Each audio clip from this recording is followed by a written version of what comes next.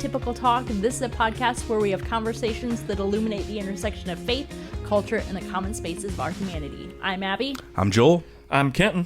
So our first question today is, what's the weirdest thing you believed as a kid? I was talking to someone about this the other day, and I thought, let's talk about it on the podcast. What about you, Kenton? Well, I have a couple, but I asked my wife of the several things that I thought were weird, what was the strangest? Yeah. And I thought that the hair on your head grew from the end and not from like the scalp for far longer than I'd like to admit. I just learned something right now. I'm just kidding. Oh, wow. Yeah, I thought like the newest hair was at the end. I don't know why, because I knew about like what dead ends were and all that kind of stuff. But like, yeah, that I don't know if it's like strange, or if I'm just DUMB, but yeah, long time. I was in high school before I learned that it wasn't true. So Well, I've heard about adults recently that have learned that, so it's probably not as weird as you think. all right, well, Yeah. Yeah, on that note, I remember I was way too old when I stopped having a fear of eating watermelon seeds. Oh, because they would grow a watermelon in your stomach. Exactly, Abby. Yeah. And when I was a sophomore in college and I discovered, I just remember being like, I have been carefully, meticulously never having the black seeds around when I'm eating watermelon for way too long. Right? but you eat a strawberry, which is literally like All covered seeds. in yeah. Makes no sense, but it was there.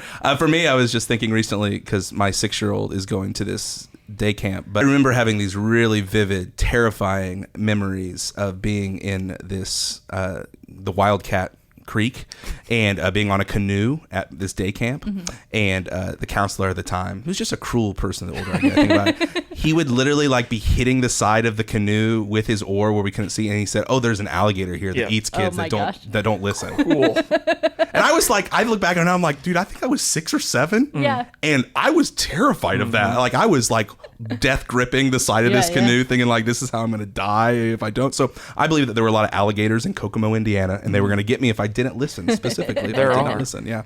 So now, Jack, if you're listening, no, don't do that. He doesn't need that fear. Yes. You mentioned the watermelon thing, and it reminded me when I was younger, I'd go fishing with my grandparents on their pontoon, and we'd always eat cherries, the ones that had the seed in the middle. yeah. And my grandpa would tell me, like, when we would spit the cherry seeds into the lake, that we'd see cherry trees in a few years. Underwater? Yeah. Those underwater cherries? And so I kept going back every summer. I'm like, where are these trees at? They're not here The trees yet, are coming Grandpa. someday. Yeah. Oh, that's amazing. I also believed in Bigfoot. like you were like an apologist for Bigfoot. But You're it like, wasn't even, it was like I still do. fear. It was like fear of okay, Bigfoot. Like he was That's outside my window at night. And it's all because I think one time I turned on the TV and it was on like the History Channel or, Discovery or something like that when I was young. And they had, one of those like Monster Bigfoot Quest or Chaser, something, Monster Quest, whatever. And Sasquatch. it seemed real to me. Like I thought I was watching the a news. documentary, like a news or, thing. Yeah. like whatever A report. news channel. Yeah. And so I was so scared forever of Bigfoot.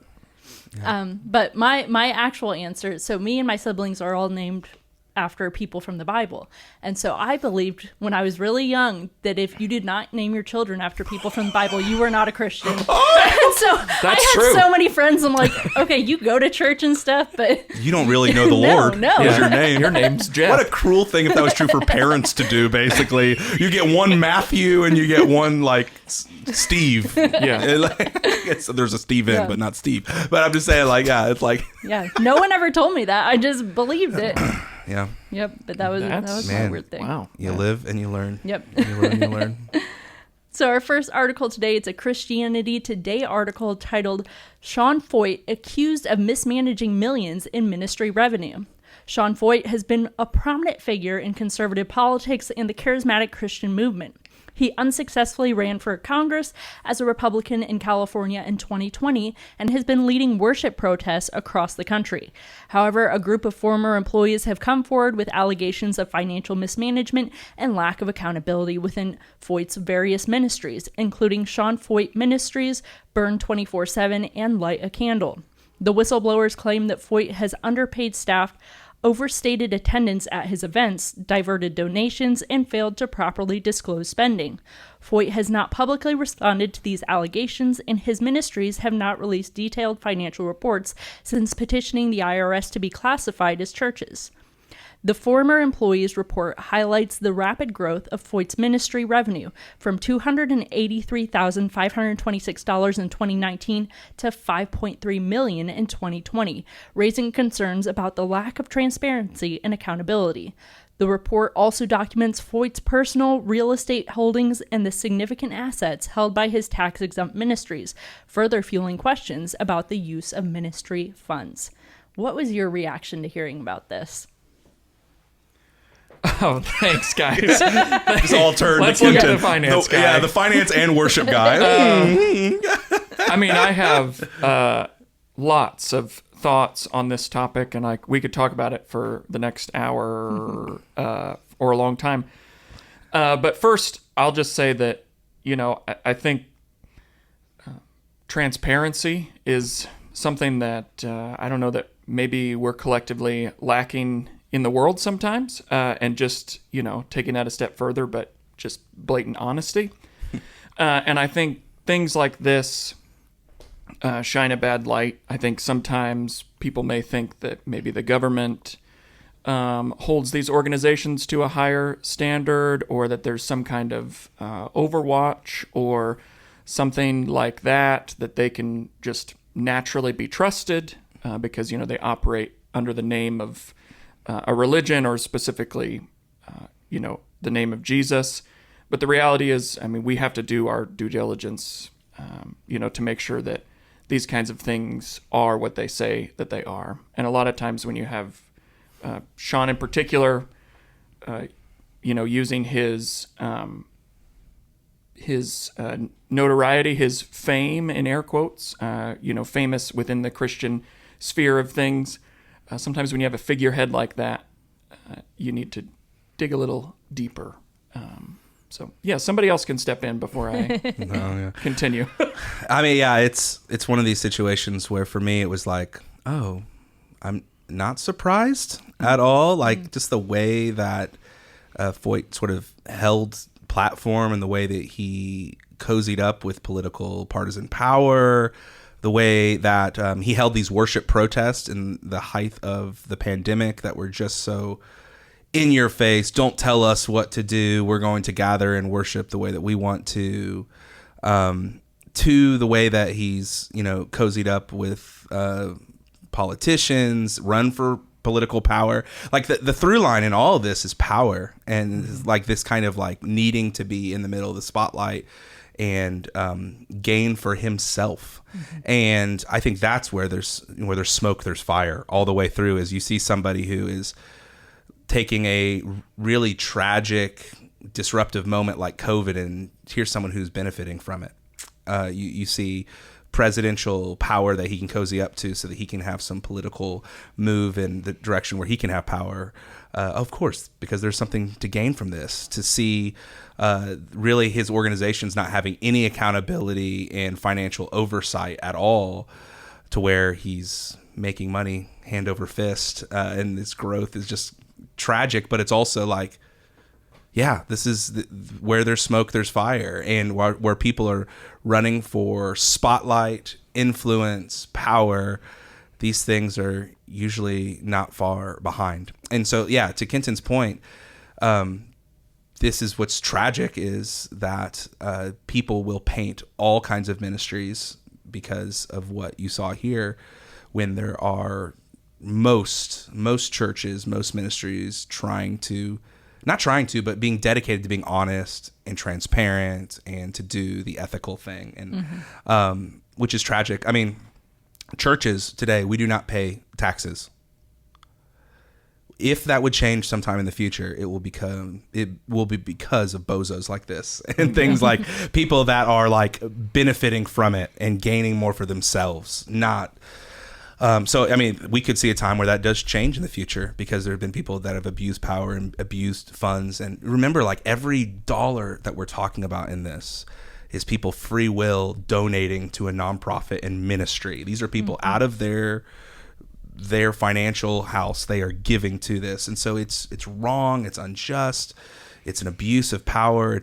It's a slander to the name of Jesus in every way, shape, or form. And there will be a lot of damage done from this. I think outside of even just the financial side of it, standing and proclaiming things in the name of Jesus, it's a very dangerous game. And that was what he did, still does.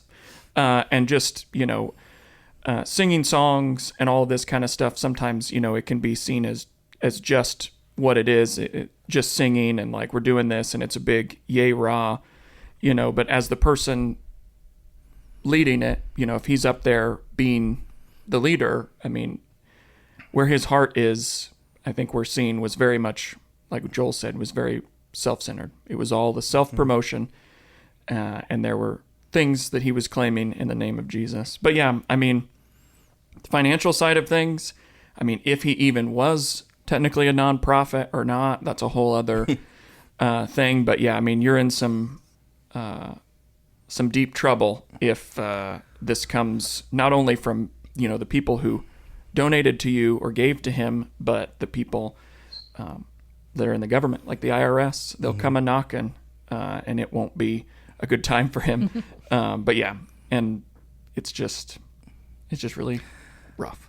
Yeah, and I think too, like, not just to like beat up the guy or just make a point out of this one situation, but I think it's incumbent upon people to trust the leadership of the faith community they're a part of, to trust the ministry and that they're giving resources to, and to be able to ask questions about where money goes, how is it handled, what's allotted for payroll or bonuses and things like that. Like, people think these kind of things all the time, and I think to have transparency is never the wrong thing, and to ask hard ethical questions is never the wrong thing. So I think like it's incumbent upon people that are in leadership that do steward resources that people give, but it's also, I think, incumbent upon all of us that give to anything to ask the questions. And if we're not satisfied with the answers, then we should move to something that we feel like we can put our hearts fully behind. And so, it's something that we've got to care about. What is the right thing to do? What's not just the easy thing or the thing that serves me, but what is the right thing to do? And sadly, it looks like those were not questions that were asked here, and they're questions that we should ask ourselves whenever we're handling resources that people have given, or whenever we're trying to do the right thing by other people. Mm-hmm. Okay, our next topic today is a Today Show article titled "All 443 Graduating Seniors Got a Personal Note from Their Principal at This Texas High School." Jason Mutterer, the principal of Mansfield Summit High School in Texas, went above and beyond for his graduating seniors this year. He wrote 443 personal, heartfelt notes to each student, including a $1 bill in each envelope. Cheapskate. A teacher's salary better be 100 each. Mutterer, known as Coach Mutt, wanted to make sure every student felt seen and appreciated. He was inspired by a similar note he received from a teacher when he was in high school. The students were deeply touched by Mutterer's gesture. They described how he made them all feel seen and loved, and that he knew details about their lives and activities, even for students who weren't star athletes. Mutterer believes that small acts of kindness can have a big impact, and he wanted to encourage his students to pay it forward. The Today Show surprised Mutterer by having the audience write letters thanking him for his inspiration, with one mom saying, "More educators like you are needed in this world." So I just thought this was really sweet. I mean, my hand would hurt. 443 letters. That's a lot. What did you guys think of this? I thought it was beautiful. I thought it was an example of real, authentic servant leadership. Mm-hmm. Here's, the head honcho of a school who's got a staff working for him. He's probably got administrative assistants with the school this size. And to think about him thinking that the most valuable use of his time was to do this real personal act, is leadership that makes waves. It's not about the speech. It's not about the budget projections or beating budget or anything like that. Like, the thing that each one of these students, their families, and now so many people that have read this article or heard this talked about on Today's Show, like, they are going to have a different impact from it. And so I love it as an example of personal leadership and not corporatizing or saying it's too big for this. You know what I mean? I love that. Even I made the joke about the $1 bill, but still that's like over $440, right? Yeah. And so for him to like do that across the board for everyone and to take the time, have your hand cramp up, whatever that might look like, was so special. So I love that. I think it's a really beautiful gesture. Yeah. I think it's really interesting that, principal, coach, all of that kind of stuff. And you think about how a lot of times a coach will give a gift to like graduating seniors and all of that. So it's like he took that whole idea and just was like, yep, every student I got, let me do this one little thing. And I think it's awesome. Like the article talks about, random acts of kindness, even as small as they might be, really do go a long way in just having a great send-off. I think about it'd be great to get a letter instead of sit in a hot 400-degree gym in a robe and a hat. Give me that letter, and that makes maybe that suffering worth it. I don't know, but yeah, I think it's really awesome. I love that, and also he has an incredible last name. Mutterer. Coach Mutt is awesome. Coach Mutt is pretty epic. Yeah, right? like that's great. No, for sure. I like the idea of thinking of this as an act of kindness and not just like that's nice or that's sweet.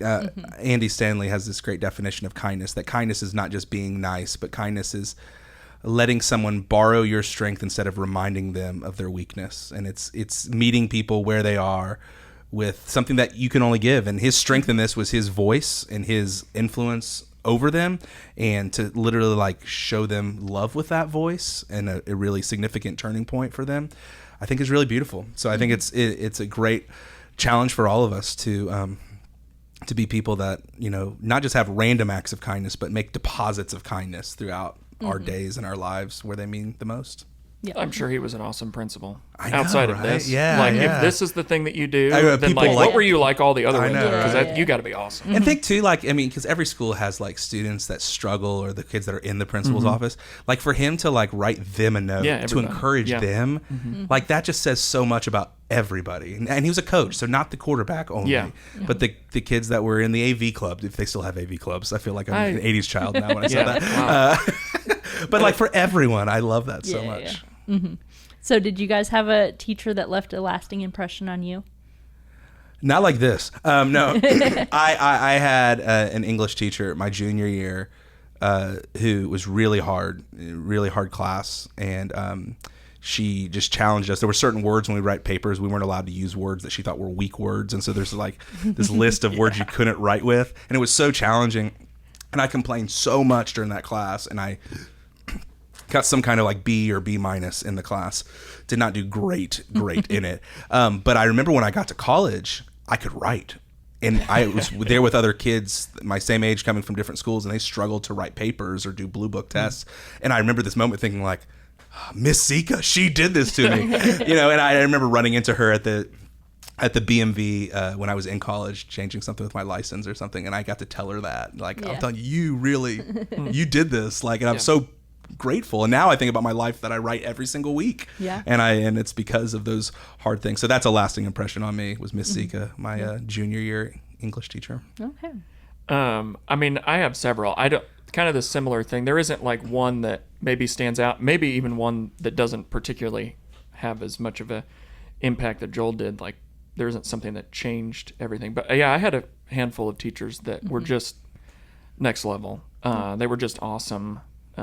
Some teachers I had through high school, like every year, like my Spanish teacher, she was incredible, and a few others. But yeah, nothing that sticks out in particular in my memory right now or thinking about this as I was looking at it, but just a huge thanks to every teacher. Selfishly, both my parents were teachers, so, big thanks to all that hard work and all the struggle and everything that you do, and how difficult the students can be sometimes, and how you don't necessarily have to go wild and write 400 and some thank yous, but just know that you are valued as well by all of us. Yeah. Abby? Well, What's your experience? My teacher made me dinner every night, so that was pretty cool. I guess you do have that for you, homeschool kid. Yeah. It's not too bad. No, my mom's amazing. Like, she homeschooled me and my 8 siblings, and she is... That's a graduating That's a class. whole school. Oh my gosh. She's the smartest woman I know. Like, she's incredible. Yeah. So our next question is, what's something small that recently made you happy? It doesn't have to be an act of kindness or anything like that, but what's something that, just made you smile recently? Have you guys never smiled? Yeah, I don't smile. I don't know. I'm just a difficult smile. No, I mean, something small. I mean, I can think of a lot of like small gestures, but small in stature. My son makes me smile. Does that count? He's Sure. little. He's like almost 3 feet tall though, somehow. So Does he say something specifically right now that you're just like, oh, that's so cute? I mean, he says a lot of things. I know, but like specifically, I'm thinking right now, one of the things that Thomas, like, because I was thinking about my kids too, Thomas, our 4-year-old right now, whenever Megan and I are talking, trying to have like 30 seconds of adult conversation, Thomas will jump into the conversation and goes, are you guys talking about aquariums? Like, out of pocket. Yeah. And I just like, it makes us smile so big because he loves animals in the sea animals and stuff. And so like the idea of like, are you guys talking about aquariums? Oh, it makes me smile so much. I love it. Funny. Leo says actually. Oh, like that's he's so correcting cute. us. So Actually. because I'll say something, he'll be like, "What's this thing?" And I'll say, "Well, actually, that's a whatever." And so I'll be saying something, and he'll go, "Actually." And I'm like, I love it okay, so much. that doesn't really work here. But he also calls me dad. And only dad. Not so you're outside of dada daddy. or daddy or anything. Dude, you're like weeks that, away but from bruh I at this know. point. I know, or father. But yeah, so those So are cute. small things. Yeah.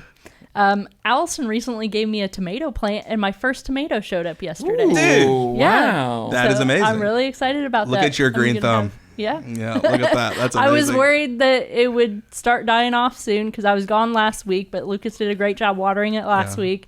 And then this week with the heat, I'm trying to keep it surviving. That is amazing. Yep. So really excited about that. Our next article is a Relevant Magazine article titled "How to Talk About Your Faith with Friends Who Aren't Believers Without Making It Awkward." Nice caveat at the end. Yes. How do you talk about what matters most without making things weird? How do you answer tough questions about faith without sounding like you're reading from a rule book? Here's how to navigate those moments with intelligence, authenticity, and maybe even a little style.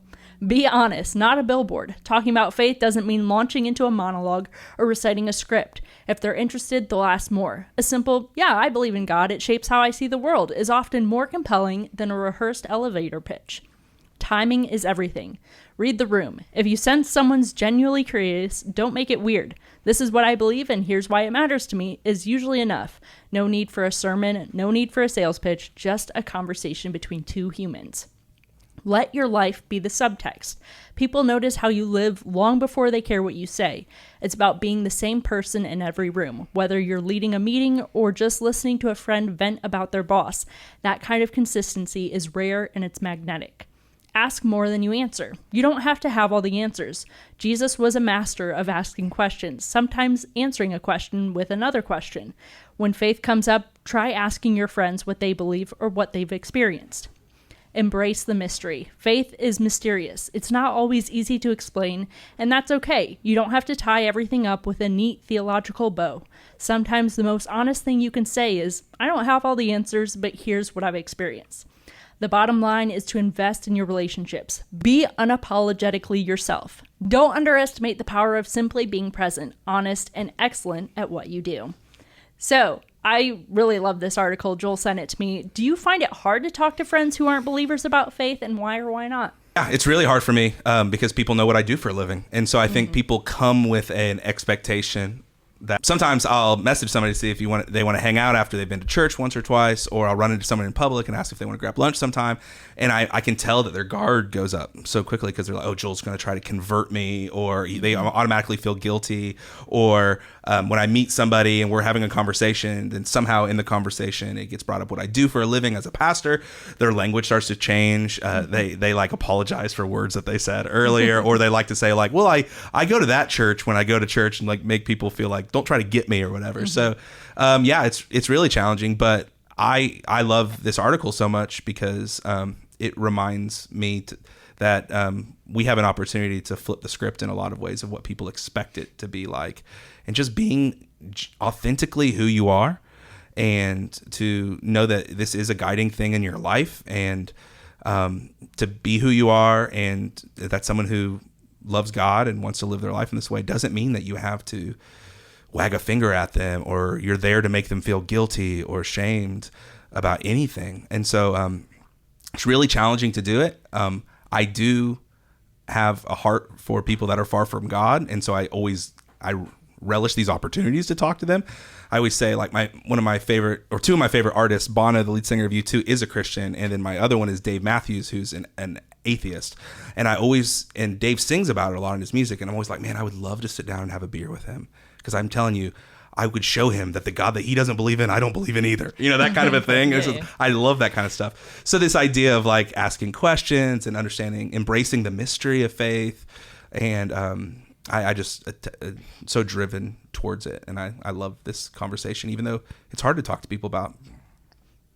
Yeah, I don't know if it was Joel that said this one time. I mean, I think I've heard him say it, or where he may have gotten it, but or maybe even where I got it. I don't know. But I say it all the time. Like, I want people to wonder, like, what's wrong with me, and not because I'm doing some weird chant around the fire or acting strange in public, but I want people to just see a person that's got joy, that feels the love of Jesus, that cares for other people. I want to care for people in a way that makes other people go, man, what's going on with that guy or that family that is different. Mm-hmm.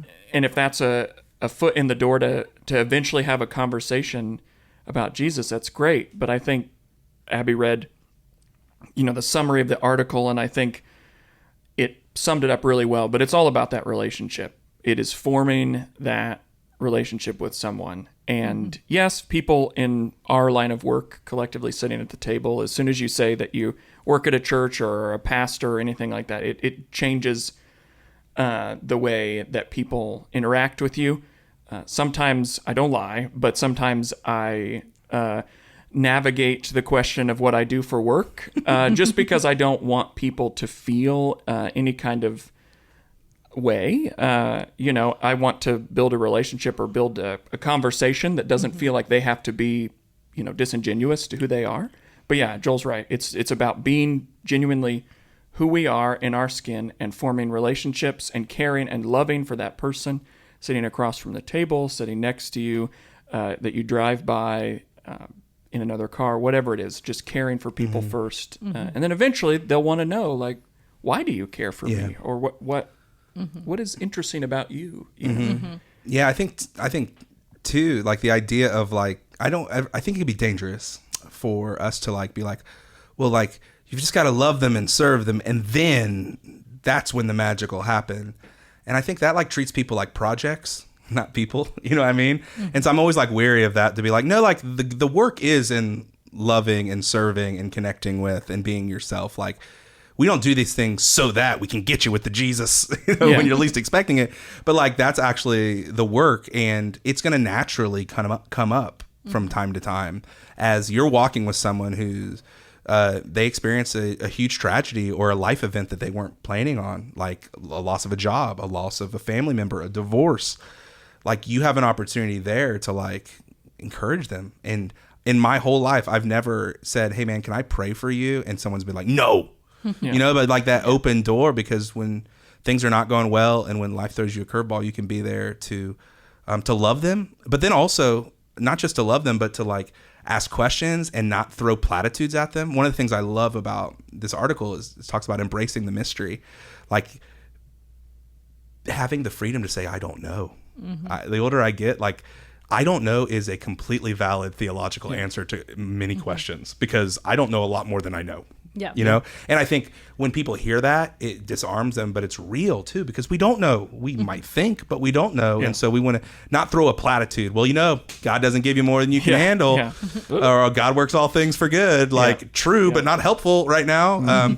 To say, I don't know, and just be with them in it. That's the good work, and not to treat people like projects, but to treat people like people and love them no matter what. And I think the more that we can be ourselves and love and serve and bless and be there in the hard times for people, who knows what God might do. But even if they don't cross a line of faith, the work that we're called to do is to be these types of people in the world. Yeah, and I love that. I mean, our relationship with Jesus is just that. It's a relationship, and the thought that we're somehow put here on earth not to build a relationship, but to just check more boxes of people that we'll see in heaven someday. Like, no, Jesus wants that same thing for all of us. That's to build relationships with people everywhere, no matter what. And you know what? I mean, maybe that conversation never happens, but you're probably a better person because you formed a relationship with this person. Maybe they're a better person because they learned something from you, or you broadened your horizon because you learned something new from them and who they were. And then maybe somewhere down the line, they have that conversation with someone else. But it's not tallies on my jet plane, or jewels in my crown. It's relationships that I get to have here right now. And I think another thing in the article that I loved was it wasn't just about, wedging Jesus into conversations, but it was one of the things that's talked about in the article is to let your life be the subtext.